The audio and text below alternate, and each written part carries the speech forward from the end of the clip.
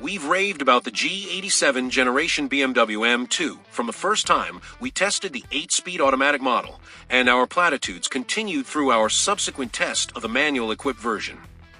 If that weren't enough, we then named it our 2024 Motor Trend Performance Vehicle of the Year. A monster of a win that led to us now taking delivery of a 2025 BMW M2 as one of the newest members of our long-term test fleet. The laCars is the one we shook down for this report, and we've already published its performance numbers in our long-term arrival story, linked directly above.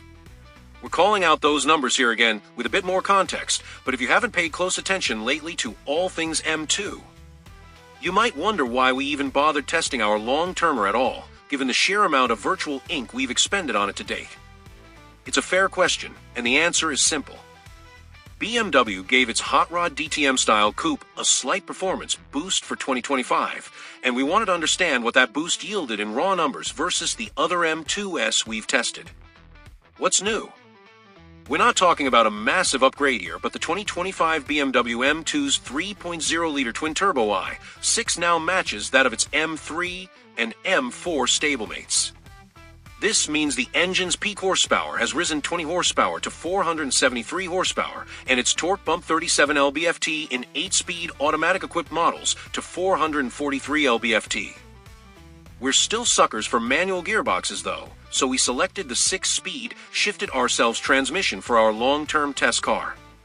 The torque figure of which remains unchanged from the M2s we tested previously at 406 lb-ft.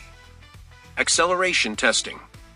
Our 2025 BMW M2 long-termer accelerated from 0 to 60 miles per hour in 4.0 seconds and covered the standing quarter mile in 12.3 seconds at 118.5 miles per hour compared to the M2s we previously tested. The 8-speed auto-equipped versions recorded 3.5 and 3.6 seconds to 60 and blew through the quarter in 11.8 seconds at 120.2 and 120.3 miles per hour. That's a notable difference. But the real apples to apples is versus the 2023 manual M2 we ran through our gauntlet before, which hit 60 in 3.8 seconds while completing the quarter in 12.2 at 118.7 miles per hour. In other words, on the dragstrip our long-term M2 might benefit more from the additional torque offered in the 2025 automatic version.